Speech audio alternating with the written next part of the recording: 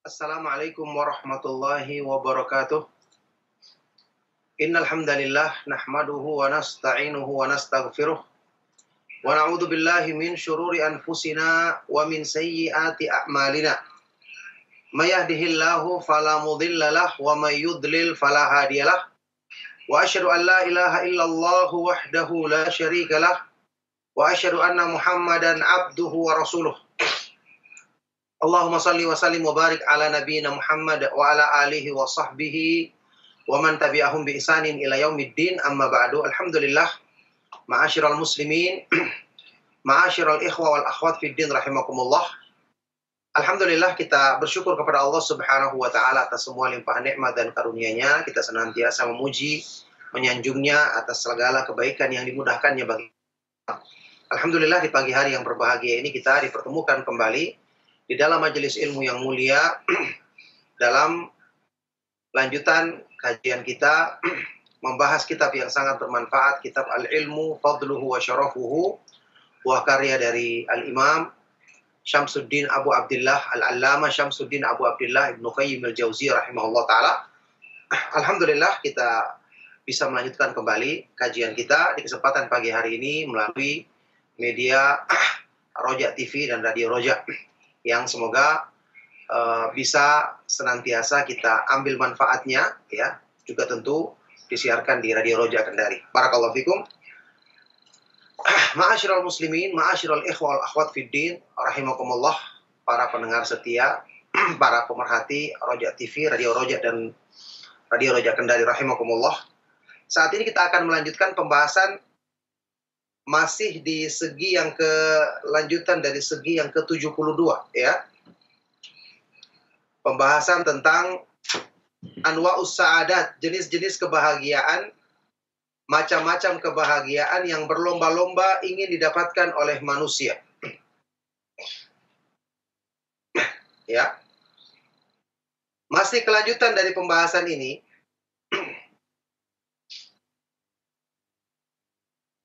Saat ini kita memasuki pembahasan as-sa'adatul tsalitsah, sa'adah atau kebahagiaan, keindahan yang ketiga, yaitu kebahagiaan dengan hati, kebahagiaan dengan jiwa, kebahagiaan dengan ruh manusia. Inilah kebahagiaan dengan mempelajari ilmu yang bermanfaat. Ya. Mempelajari ilmu yang bermanfaat, kebahagiaan dengan mengamalkan Islam, kebahagiaan dengan mempelajari sunnah Rasulullah sallallahu alaihi wasallam. Ibnu Qayyim rahimahullah taala menerangkan di sini tentang kebahagiaan yang ketiga ini. Wa hadhihi sa'adatu la ya'rifu qadraha wa yab'atsu 'ala talabiha illa al-'ilmu biha. Fa'adatis sa'adatu kulluha ila al-'ilmi wa ma yaqtadhih. Wallahu yuwaffiqu man yasha'u la mani'a lima a'ta wa la mu'tiya lima mana'. Kebahagiaan dengan ilmu ini tidaklah mengetahui nilainya yang tinggi dan tidaklah motivasi untuk mengejarnya, untuk berusaha meraihnya, kecuali setelah kita mengetahuinya, setelah kita mempelajarinya. Berarti kebahagiaan itu semua kembali kepada ilmu dan konsekuensi daripada ilmu, yaitu mengamalkan amalan soleh. Dan Allah Subhanahu wa taala, dialah yang beri taufik kepada siapa yang dikehendakinya. Tidak ada yang bisa mencegah apa yang diberikannya, dan tidak ada yang bisa memberi jika Allah Subhanahu wa taala menghalanginya. Ini sehubungan dengan masalah keutamaan dan kemuliaan ilmu. Kebahagiaan puncak yang tertinggi juga hanya kita akan dapatkan dengan izin Allah Subhanahu wa taala setelah kita mempelajari ilmu agama, ilmu yang bermanfaat. Makanya memang kebahagiaan dengan ilmu ini kalau kita saksikan orang-orang di sekitar kita, sedikit yang berusaha mencarinya. Sedikit yang berusaha untuk mengejarnya. Kenapa? Memang keistimewaan itu Allah berikan kepada orang-orang sedikit yang Allah pilih. Itu saja. Tidak diberikan kepada semua orang. Kan sudah kita bahas berkali-kali dalilnya dalam Al-Quran dan hadits-hadits yang sahih. Allah Subhanahu wa ta'ala menyebutkan yang sedikit jumlahnya itulah orang-orang yang benar. Wa qalilum min ibadiyasy syakur. Ya. Dan sangat sedikit di antara hamba-hambaku yang bersyukur. Wa ma yu'minu aktsaruhum billahi illa wa hum musyrikun, dan tidaklah kebanyakan mayoritas manusia benar-benar beriman kepada Allah kecuali mereka masih dalam keadaan melakukan perbuatan syirik. Ya, wala tajidu aktsarahum syakirin, dan kamu tidak akan dapati kebanyakan manusia bersyukur. Dan ayat-ayat seperti ini banyak disebutkan di dalam Al-Qur'an. Jadi memang banyak yang menghindarinya dan tidak mencarinya karena mereka tidak tahu. Supaya Allah khususkan, istimewakan hanya kepada hamba-hamba yang dipilihnya, orang-orang yang diberi taufik untuk mau mempelajari, mengkaji ilmu. Kita lanjut, kata Ibnu Qayyim di sini, beliau menjelaskan hal ini. Wa inna ma ragiba aktsarul khalqi aniktisabi hadhihi as-sa'adati wa tahsiliha liwu'urati tariqiha wa mararati mabadiha wa ta'abi tahsiliha wa annaha la tunalu illa ala jisrin minat ta'abi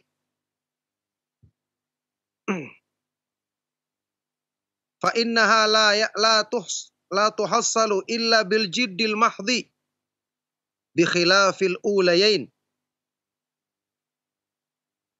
Baik. Dan hanyalah yang menjadikan kebanyakan manusia enggan untuk mencari kebahagiaan ini, enggan untuk mendapatkannya, memang jalan untuk menempuhnya susah. Butuh kepayahan untuk bisa mendapatkannya. Ingat sabda Rasulullah SAW dalam hadis riwayat Imam Bukhari Muslim yang terkenal, huffatil jannatu bil makarih wa huffatin naru bisyahwat.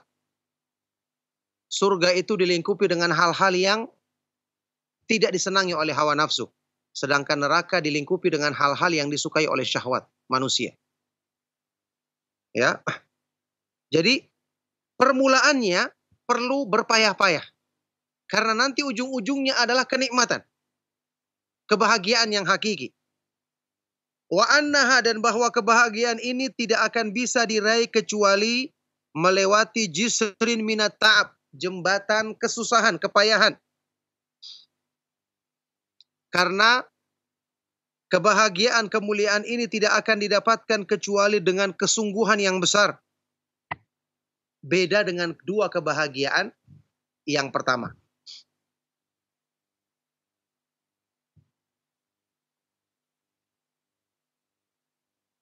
Nah, fa innahu ma hadzun qad yahuzuhu ghairu talibihi.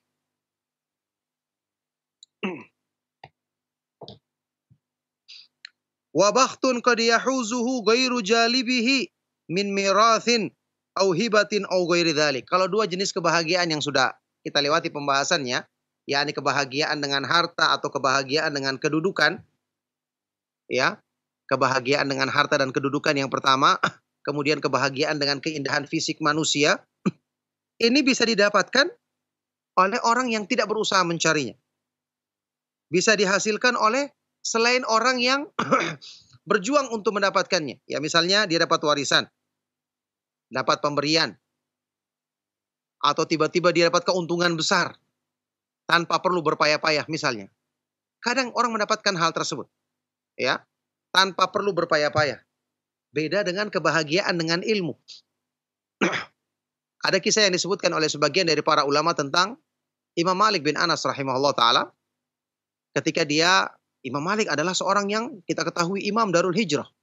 Imam penduduk Madinah di zamannya. Semua orang yang datang, ya, kaum muslimin yang datang menunaikan ibadah haji atau umrah kemudian mampir ke Madinah, berusaha untuk bisa bertemu dengan Imam Malik, mendapatkan ilmu darinya, meriwayatkan hadis Rasulullah Shallallahu Alaihi Wasallam, dan banyak yang mengangan-angankan hal tersebut di kalangan para ulama. Ternyata ada seorang anaknya yang tidak tertarik dengan ilmu. Dia malah sibuk dengan urusan-urusan yang lain. Satu hari Imam Malik melihat anaknya ini keluar membawa sesuatu di dalam kantong bajunya. Dia bertanya, apa itu? Ternyata itu adalah semacam mainan atau burung peliharaan. Ya, maka dia menunjukkan hal tersebut kepada ayahnya, dan ketika itu Imam Malik rahimahullah ta'ala mengatakan, alhamdulillahi lam yaj'al Hadzal ilma mirathan. Segala puji bagi Allah Subhanahu wa taala yang tidak menjadikan ilmu ini seperti harta warisan, bisa diturunkan tanpa perlu orang mempelajarinya. Yani harta warisan, kalau orang tuanya kaya, ya, orang tuanya meninggal dunia diwariskan kepada anaknya, langsung jadi orang kaya dia. Tapi kalau ilmu, meskipun orang tuanya adalah orang yang berilmu tinggi, mendalam, tapi kalau dia tidak mau mempelajarinya, tidak mau bersusah payah untuk mendapatkannya, maka dia tidak akan dapatkan ilmu tersebut karena ilmu ini bukan seperti harta warisan yang bisa diturunkan atau bisa sekedar diberikan kepada orang yang tidak bersungguh-sungguh untuk mencari atau mendapatkannya. Maka ini yang membedakan antara kebahagiaan ilmu dengan kebahagiaan dalam urusan dunia lainnya. Nah, barakallahu fikum. Kata Ibnu Qayyim selanjutnya, amma sa'adatul ilmi fala yurithuka iyyaha illa badlul wus'i wa sidqut talabi wa sihhatun niyati. Adapun kebahagiaan dengan ilmu, maka tidak akan kamu dapatkan kebahagiaan itu kecuali dengan mencurahkan kesungguhan. Kecuali dengan mencurahkan kesungguhan. Dengan sungguh-sungguh benarnya niat dalam mencarinya. Ya. Mencurahkan segenap kesungguhan, jujur dalam mencarinya dan meluruskan niat. Karena ilmu adalah karunia dari Allah. Bahkan karunia terbesar yang Allah turunkan kepada manusia. Maka tidak mungkin karunia Allah akan diberikan kepada semua orang. Pasti hanya orang-orang yang dipilih. Yakhtassullahu birahmatihi man yasha. Allah Subhanahu wa taala mengkhususkan untuk memberikan rahmatnya kepada siapa yang dikehendakinya. Dzalika fadlullahi yu'tihi man yasha. Itu adalah karunia yang Allah Subhanahu wa taala berikan kepada siapa yang dikehendakinya. Ya. Makanya kebahagiaan ini hanya ditahu oleh orang-orang yang mempelajarinya. Orang-orang yang berusaha mendalaminya, memahami petunjuk para nabi dan para rasul alaihi wassalatu wassalam, kemudian mereka berusaha untuk mengejarnya. Ini adalah taufik dari Allah Subhanahu wa taala. Oleh karena itu, penuntut ilmu ya, mensyukuri nikmat yang agung ini yang Allah Subhanahu wa taala berikan, dan ini merupakan pertanda dia adalah orang yang dipilih oleh Allah Subhanahu wa taala. Makanya pernah saya nukilkan pernyataan dari salah seorang ulama salaf, yang ini juga sering dibawakan oleh Imam Ibnu Qayyim, Syekhul Islam Ibnu Taimiyah dan yang lainnya. Salah seorang ulama salaf yang terdahulu mengatakan, "Law alimal muluku wa abnaul muluki ma nahnu fihi lajaladuna alaihi bisuyufihim." Seandainya para raja dan para putra-putra, para pangeran, para putra-putra mahkota mengetahui kenikmatan yang kami rasakan dengan menuntut ilmu dan mengamalkannya, niscaya pasti mereka akan berjuang merebut kenikmatan tersebut dengan pedang-pedang mereka. Kalau mereka tahu, mereka akan merebutnya. Cuma karena mereka tidak tahu, sehingga mereka tidak berminat untuk mengejarnya. Ini para raja, orang-orang yang punya kekuasaan, dia ingin memperluas kekuasaannya, berperang untuk mendapatkan harta, memperluas kekuasaan, memperluas kerajaannya. Itu yang mereka cari karena mereka anggap itu puncak kemuliaan. Kata ulama ini, seandainya mereka tahu ternyata puncak kemuliaan itu ada pada ilmu agama, pasti kalau mereka tahu ini, mereka akan merebut itu dari kami. Tapi karena mereka tidak tahu, maka mereka tidak melakukannya. Nah, baik. Kata Ibnu Qayyim selanjutnya, wa qad ahsanal qailu fi dzalika. Sungguh sangat indah ucapan seorang penyair yang mengatakan dalam hal ini, fa kullil murajji ma'aliyal umuri bi ghairi ijtihadin rajautal muhala. Katakanlah kepada orang-orang yang menginginkan balasan-balasan yang tinggi, orang-orang yang mengangan-angankan kedudukan-kedudukan yang tinggi, bi ghairi ijtihadin rajautal muhala. Tanpa kesungguhan, tanpa perjuangan, berarti kamu mengharapkan sesuatu yang mustahil untuk didapatkan. Ya. Katakan kepada orang-orang yang menginginkan balasan yang tinggi di sisi Allah tanpa perjuangan keras, tanpa kesungguhan, sama saja dengan kamu mengharapkan sesuatu yang mustahil untuk diharapkan, untuk didapatkan. Yakni kedudukan yang tinggi didapatkan dengan kesungguhan. Urusan dunia saja kalau sesuatu yang harganya tinggi, nilainya tinggi, harus bersaingan untuk mendapatkannya, harus mengeluarkan harta yang besar, ya. Itu urusan dunia. Padahal dunia setinggi-tingginya tetap rendah. Apalagi urusan yang benar-benar tinggi, yang benar-benar mulia di sisi Allah Subhanahu wa taala, urusan surga yang tempatnya tinggi, fi jannatin 'aliyah, di surga yang sangat tinggi. Jadi, untuk mendapatkan mengikuti selera kita yang tinggi, kita harus mencurahkan kesungguhan. Kalau tidak, maka itu mustahil untuk bisa diwujudkan, ya. Wa qala al-akhar, penyair lain mengatakan, laulal masyaqqatu sadan nasu kulluhum al-judum yufkiru wal iqdamu qattalu. Kalau bukan karena kesulitan, kalau bukan karena kesusahan, niscaya semua manusia akan menjadi mulia, menjadi tinggi. Ya, ini kalau semua kemuliaan itu didapatkan dengan mudah, ya semua orang mau. Semua orang akan mendapatkan kemuliaan tersebut. Tidak ada lagi yang dipilih, tidak ada lagi yang diistimewakan. Al-judu yufkiru. Kedermawanan, sifat pemurah itu yufkiru. Menjadikan harta kita habis. Resikonya, orang banyak menyumbang, ya pasti dia takut hartanya habis. Makanya kenapa sedikit orang yang menyumbang, apalagi menyumbang dengan ikhlas, karena dia tahu resikonya besar. Ya, ini kelihatan. Uangnya berkurang. Sesuatu yang dicintai oleh nafsunya, berkurang dari tangannya. Al-judu yufkiru. Kedermawanan itu menjadikan orang fakir, menjadikan orang miskin. Wal iqdamu qattalu, dan keberanian itu bisa membinasakan. Keberanian, ya, keberanian maju ke medan jihad, keberanian berperang di jalan Allah, ini kan membinasakan. Ya, tentu ini maksudnya jihad yang sesuai dengan syariat. Ya, peperangan yang sesuai dengan syariat Islam.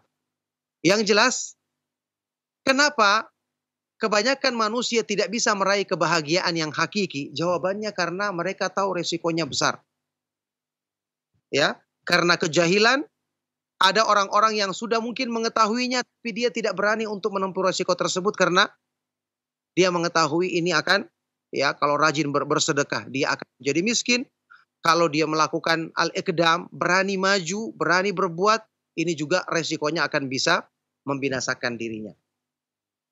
Sebabnya, kenapa kemuliaan ilmu memang Allah Subhanahu wa taala khususkan bagi hamba-hamba yang dipilihnya.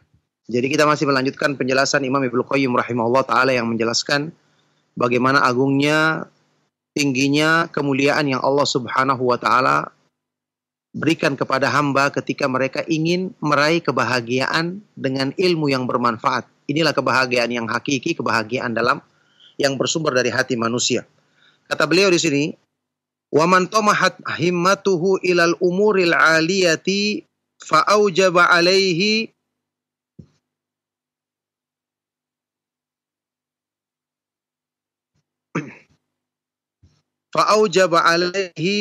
an yasudda ala mahabbatihi turuqad daniyah.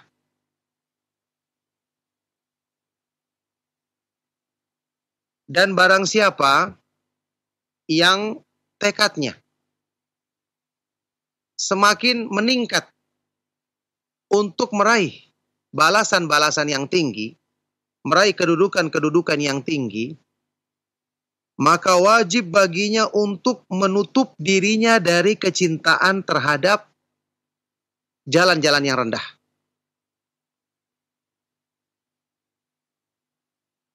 Kalau dia sudah belajar agama, sudah mengenal kemuliaan yang hakiki, maka wajib baginya untuk menutupi keinginan nafsunya dalam mencari hal-hal yang rendah. Jadi caranya untuk memuliakan diri kita, memantaskan diri kita agar mendapatkan kemuliaan di sisi Allah Subhanahu wa taala.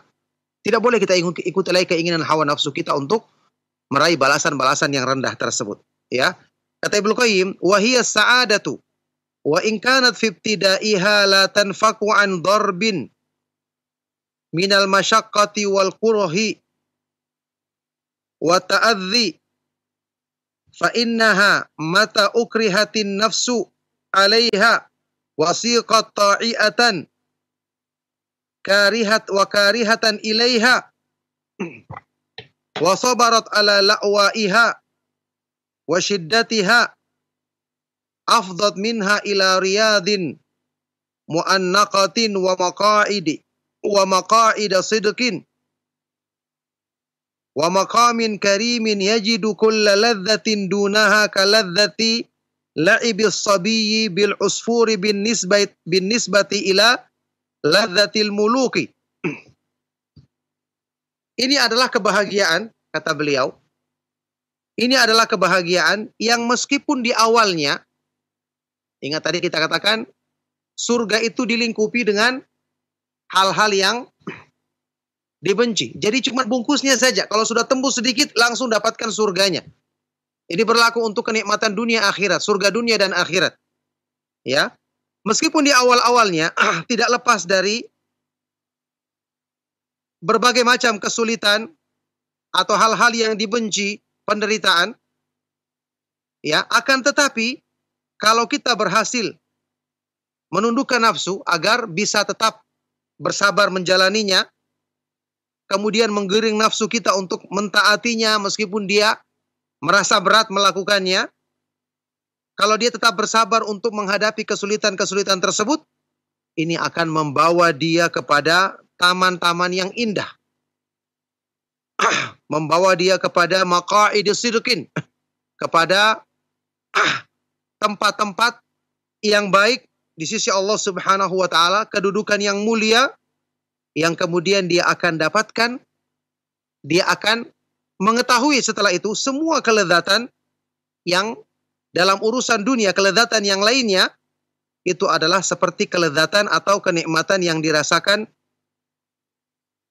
ya, kenikmatan yang dirasakan oleh seorang anak kecil ketika dia bermain-main dengan burung, ya, dengan seekor burung.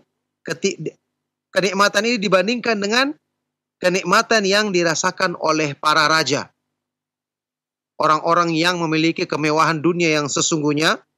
Fahina idzin halu sahibihi kamakil, ketika inilah keadaan orang yang telah merasakan kenikmatan ini sebagaimana yang diungkapkan oleh seorang penyair, wa kuntu ara an qatanaha biyal hawa ila ghayatin ma ba'daha li madhhabu falamma talaqaina wa ayantu husnaha tayaqantu anni innama kuntu al'abu. Ini ungkapannya seorang penyair yang sedang jatuh cinta. Selama ini dia hanya membayangkan kekasihnya. Itu saja dia sudah merasa nikmat. Tapi ketika bertemu langsung, dia mengetahui bahwa kenikmatan membayangkan ternyata tidak ada apa-apanya dibandingkan dengan ketika dia bertemu langsung. Ini tentu ungkapan yang dibawakan oleh Imam Ibnu Qayyim untuk menggambarkan bahwa kenikmatan yang dirasakan oleh orang yang telah mengenyam manisnya ilmu, ya, merasakan nikmatnya beribadah kepada Allah Subhanahu wa taala, jauh dari apa yang kita sekedar bayangkan, ya, sekedar kita baca. Tapi kalau kita merasakan sendiri maka tentu itu lebih tinggi kenikmatannya. Penyair ini berkata, wa kuntu ara. Tadinya aku menganggap bahwa rasa cinta itu telah mencapai puncaknya. Rasa cinta yang ada padaku telah mencapai puncaknya, telah mencapai ujungnya, sampai kepada puncak yang tidak ada lagi cara untuk bisa berpaling darinya. Tidak ada lagi bagiku cara untuk bisa menghindarkan diri darinya.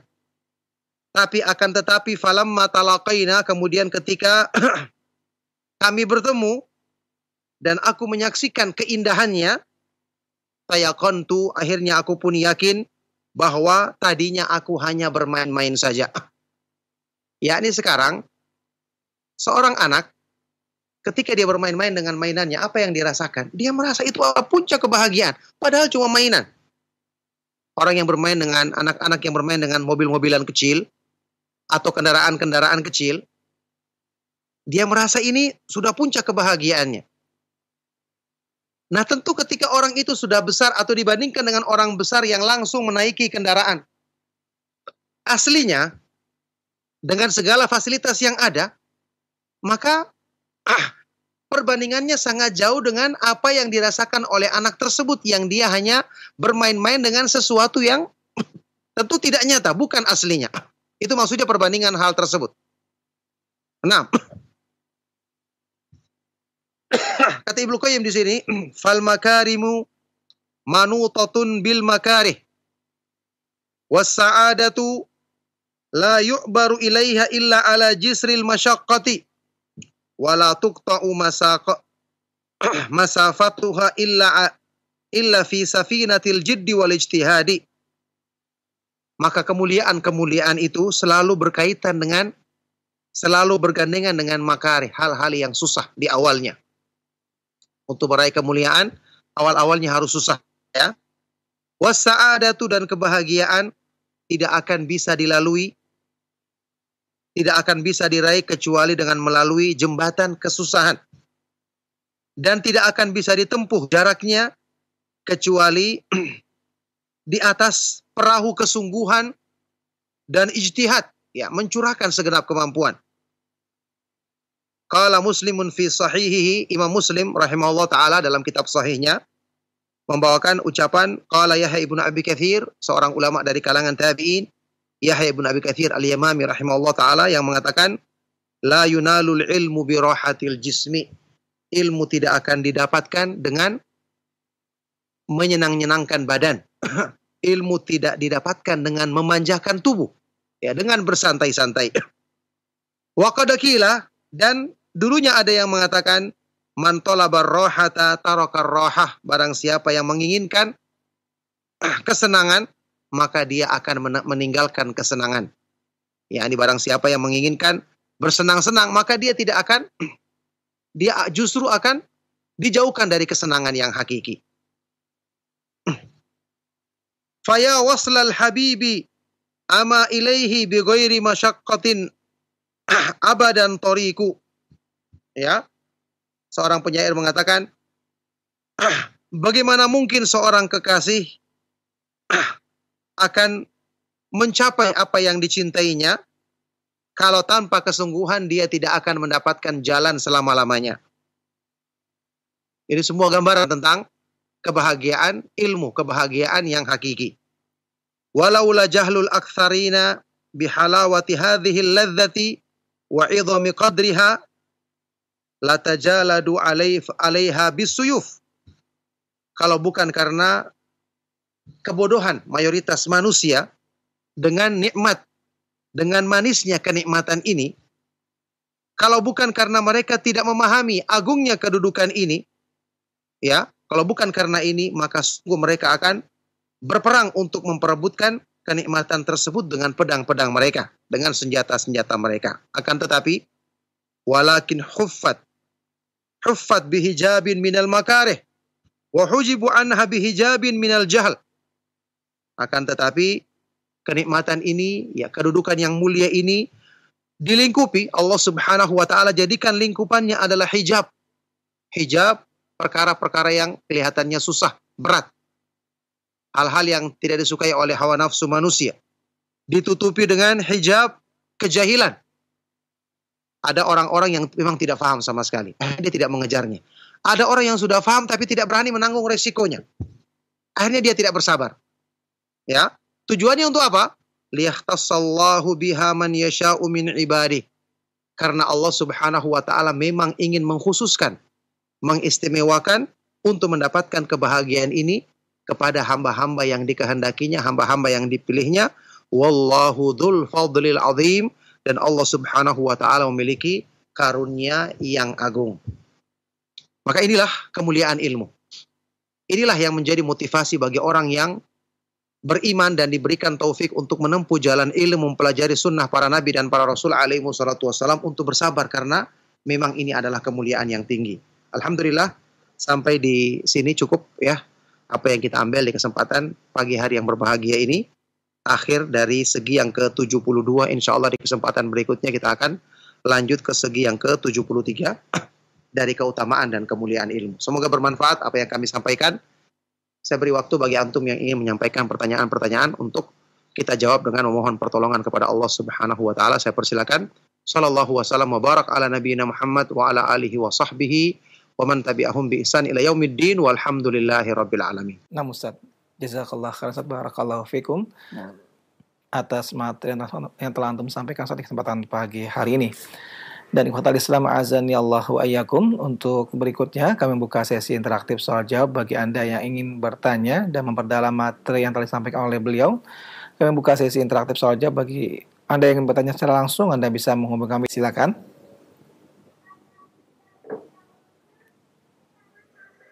Halo, Assalamualaikum Ustaz. Waalaikumsalam warahmatullahi wabarakatuh. Dengan siapa Ibu dan berada di mana? Dari Umu Abdurrahman di Tangerang, Ustaz. Ya, silakan Umu. Ini Ustaz, kalau waktu sholat buang angin yang nggak berbunyi, apakah itu membatalkan sholat atau tidak ya Ustaz? Ya, baik. Terima kasih mohon penjelasannya ya. Nah. Assalamualaikum. Waalaikumsalam warahmatullahi wabarakatuh. Nah, kepada Ustadz kami persilakan untuk menjawab. Silakan Ustadz. Ya, barakallahu fikum. Pertanyaan bermanfaat sekali dari beliau tadi, Ibu yang bertanya. Semoga Allah Subhanahu wa taala senantiasa melimpahkan rahmat dan kebaikannya kepada beliau, ya. Orang yang buang angin dalam sholatnya tapi tidak terdengar suaranya, itu pernah disebutkan oleh Rasulullah Shallallahu alaihi wasallam dalam hadis yang sahih. Ketika seorang melaksanakan sholat, maka syaitan berusaha untuk mengganggunya, ya, mengesankan seolah-olah dia buang angin. Maka Rasulullah SAW memberikan patokan untuk menilai itu buang angin betul atau tidak. Kata Rasulullah SAW, "Fala yansarif hatta yasma'a sautan aw yajida rihan." Itu ukurannya. Maka orang yang melaksanakan sholat ini, hamba ini janganlah memutuskan sholatnya sampai dia dapati satu dari dua hal. Yasma'a sautan, dia mendengar suara kentut, benar-benar suara kentut, ya. Atau dia mendapati baunya. Jadi bukan cuma suara ukurannya. Kadang-kadang ada kentut yang benar-benar kentut tapi tidak terdengar suaranya. Ya. Maka Nabi SAW mengatakan kalau dia dengar suara, itu sudah menjadi patokan bahwa itu adalah kentut, batalkan sholatnya. Atau yang kedua, tidak terdengar suara tapi dia mencium baunya. Tentu kita ketahui ya, bau busuk yang keluar dari kentut ini juga merupakan pertanda bahwa itu adalah kentut yang sesungguhnya.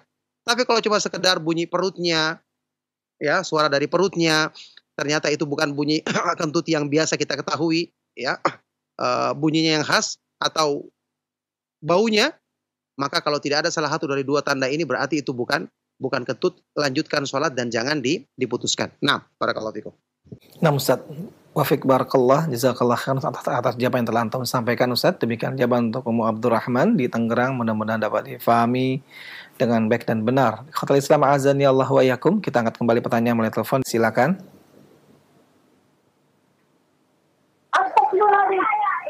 Ya, silakan. Halo, Assalamualaikum. Waalaikumsalam warahmatullahi wabarakatuh. Dengan siapa Ibu dan berada di mana? Saya hamba Allah dari Sulawesi. Ya, silakan Ibu.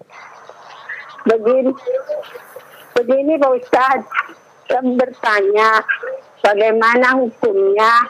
Kan anak saya mau minta bercadar, tapi saya belum izinkan karena maklum di daerah saya kalau ada orang bercadar, pemikirannya bagaimana, saya tidak jadi belum saya mengizinkan. Nah, pertanyaan saya, apakah saya izinkan atau tidak, Ustaz? Mohon penjelasannya.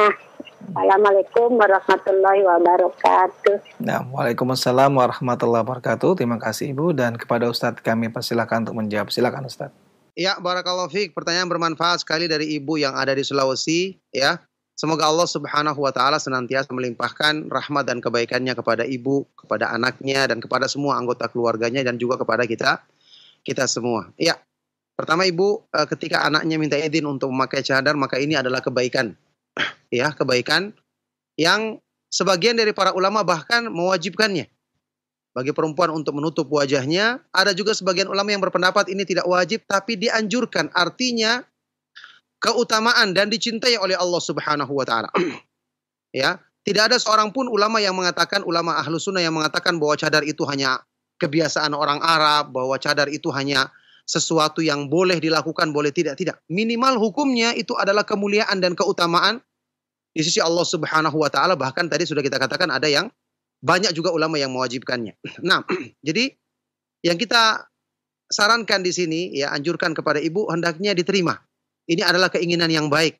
Dan ini menunjukkan insya Allah anak ibu adalah seorang perempuan yang soleha insya Allah. Karena dia ingin melaksanakan kebaikan tersebut. Apalagi bukan dipaksa, malah dia sendiri yang memintanya. Makanya ibu harus mendukungnya, mendoakan kebaikan untuknya. Adapun masalah tanggapan orang, tentu kita harus perhatikan.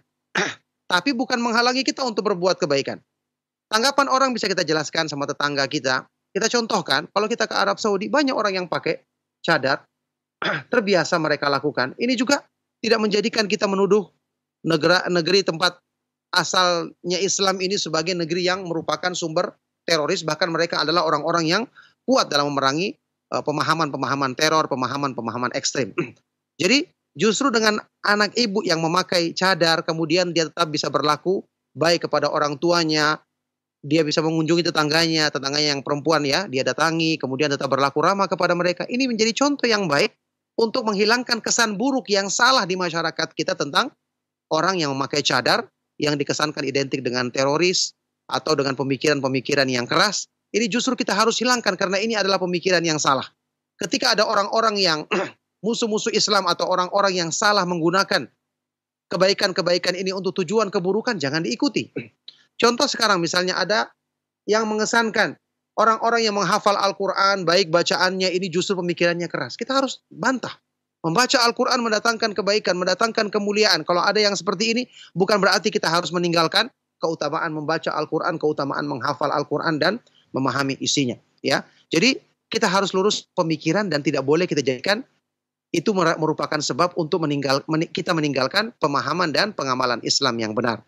Jadi ini yang saya anjurkan kepada ibu ya, dan ini merupakan kemuliaan yang semoga Allah Subhanahu wa taala berikan balasan yang sempurna kepada ibu dan kepada anaknya yang meminta izin tadi untuk melakukan kebaikan ini, agar Allah Subhanahu wa taala memberikan balasan yang sempurna dan kemuliaan di sisinya karena ibu telah mengizinkan anaknya dalam kebaikan tersebut. Nah, barakallahu fikum.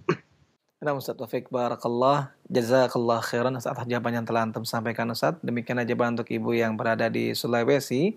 Mudah-mudahan dapat difahami dan dapat diamalkan, insyaallah. Ikhwatul Islam azani Allahu ayyakum. Masih kami angkat pertanyaan telepon. Nah, silakan untuk berikutnya.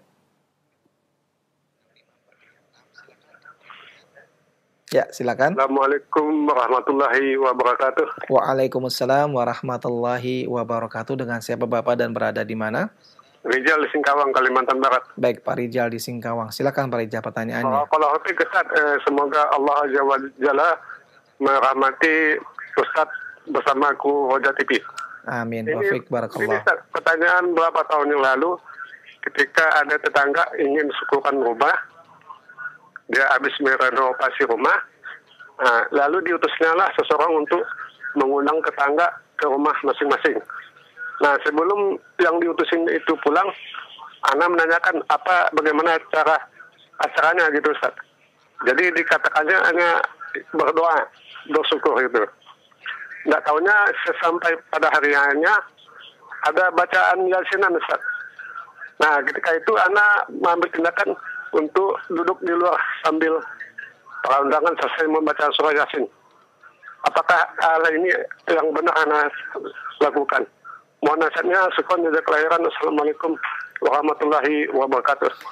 Waalaikumsalam warahmatullahi wabarakatuh. Afan wa jazakallahu khairan. Dan kepada Ustadz kami persilakan untuk menjawab. Silakan Ustadz. Ya, barakallahu fikum. Pertanyaan bermanfaat sekali dari beliau Bapak yang ada di Singkawang ya. Semoga Allah Subhanahu wa taala senantiasa melimpahkan kebaikannya kepada beliau, kepada keluarga dan juga kepada kita semua. Ya, tentang apa yang disebutkan tadi yang saya tangkap ya, mudah-mudahan saya tidak salah paham. Tetangganya ketika merenovasi rumah ya, memperbaiki rumahnya, kemudian mengundang tetangganya begitu ya, yang saya pahami untuk mengadakan acara. Ternyata di dalamnya ada acara yang tidak sesuai dengan petunjuk sunnah Rasulullah SAW dan para sahabat. Yaitu ada bacaan Yasinan yang dikhususkan. Ini tidak ada dalilnya dalam syariat. Bagaimana hukumnya ketika dia hanya mengetahui ini kemudian dia di luar saja sampai selesai acara?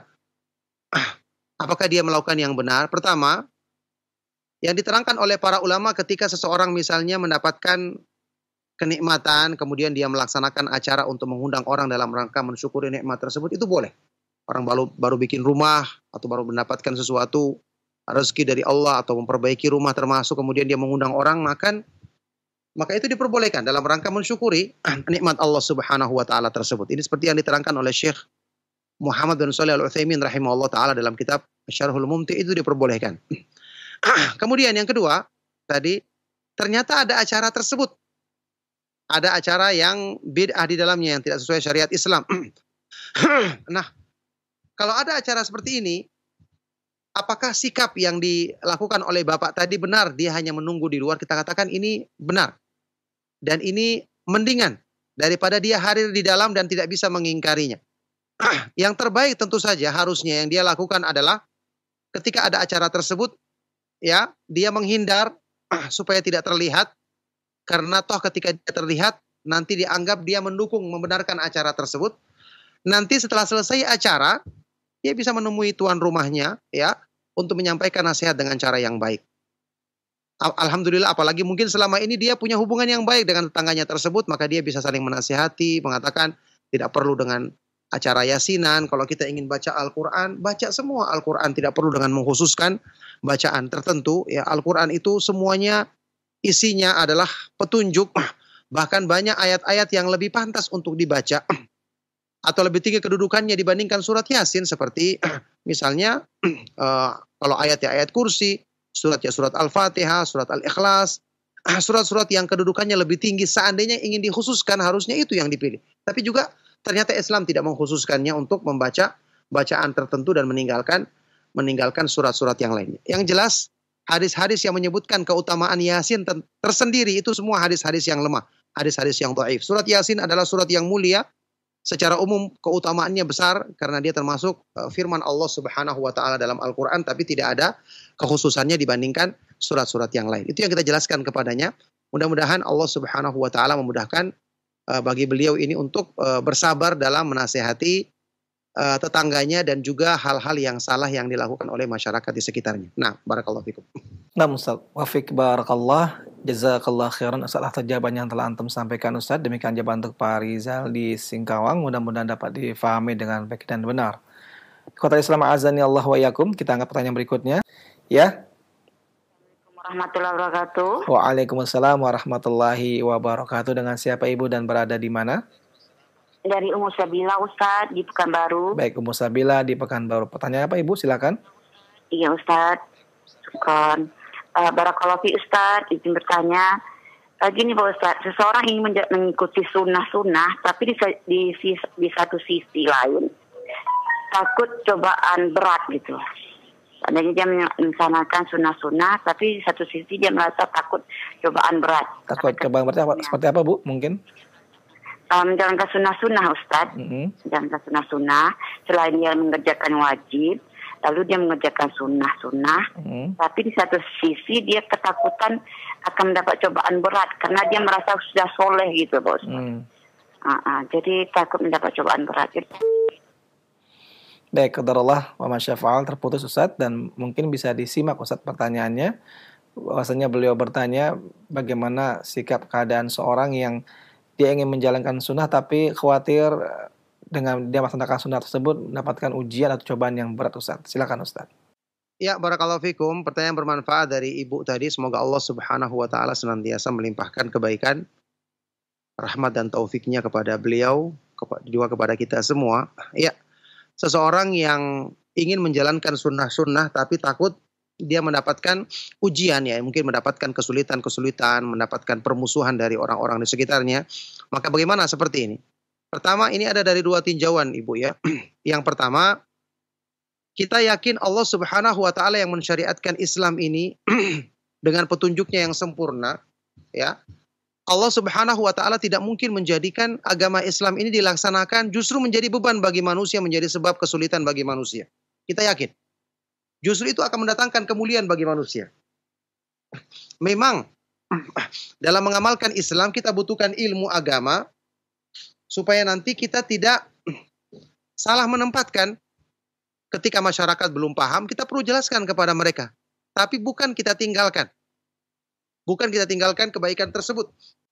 kita meninggalkan satu amalan yang tidak wajib, hanya sekedar dia anjuran sementara waktu, diperbolehkan sambil kita menjelaskan kepada masyarakat. Setelah itu baru kita amalkan. Tapi jangan menjadi alasan untuk meninggalkan hal itu seterusnya dengan alasan takut dimusuhi, seolah-olah kita menuduh Allah mensyariatkan ini berarti tidak benar. Kita mengamalkan malah dimusuhi. Belum juga terjadi, kita sudah bersangka buruk kepada Allah Subhanahu wa taala. Ini tidak boleh. Kita yakin dengan mengamalkan Islam justru kita mulia.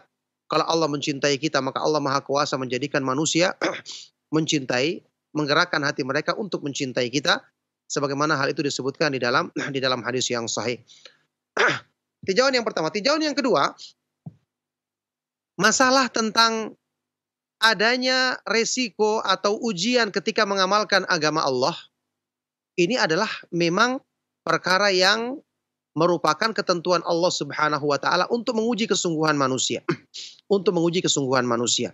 Para nabi dan para rasul yang paling kuat imannya, mereka paling besar cobaannya. Ya, tapi ketahuilah cobaan ini bukan menjadi musibah. Allah akan menguatkan hamba-hambanya untuk menghadapi cobaan tersebut dan memudahkan mereka untuk meraih kemuliaan setelah adanya cobaan-cobaan tadi yang ketika itu mereka bersabar menghadapinya.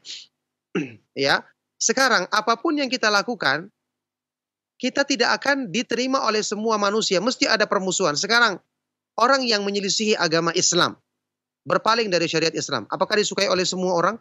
Tetap banyak musuhnya.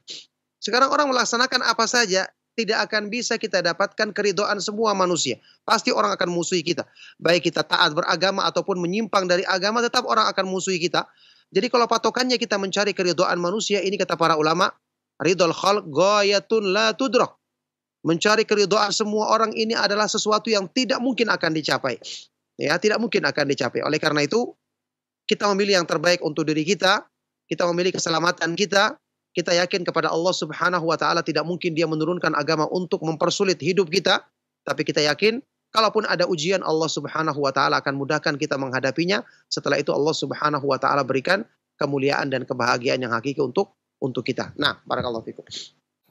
Nah, Ustaz, wafiq barakallah, jazakallah khairan Ustaz. Dan ikhwatal Islam azani Allah wa iyyakum, kita angkat pertanyaan terakhir di kesempatan pagi hari ini. Halo, Assalamualaikum. Waalaikumsalam warahmatullahi wabarakatuh. Dengan siapa Ibu dan berada di mana?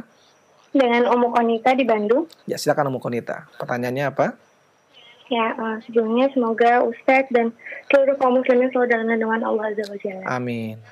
Jazakillah khairan. Izin bertanya, kalau lagi wudhu nih Ustadz, terus udah sampai tangan, atau misalkan udah sampai telinga, nah lalu kentut, nah itu apakah harus diulang gerakannya dari awal ataukah tinggal dilanjutkan aja? Itu aja pertanyaan Ustaz. Nah, cukup ya Umu Konita, terima kasih banyak atas pertanyaannya. Wa jazakillah khairan. Dan kepada Ustadz kami persilakan untuk menjawab. Silakan Ustadz. Iya, barakallahu fiik. Pertanyaan bermanfaat dari ibu yang ada di Bandung tadi. Semoga Allah Subhanahu wa taala senantiasa melimpahkan rahmat dan kebaikannya kepada beliau dan juga kepada kita semua.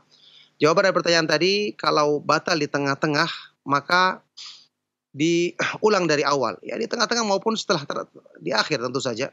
Diulang dari awal ya.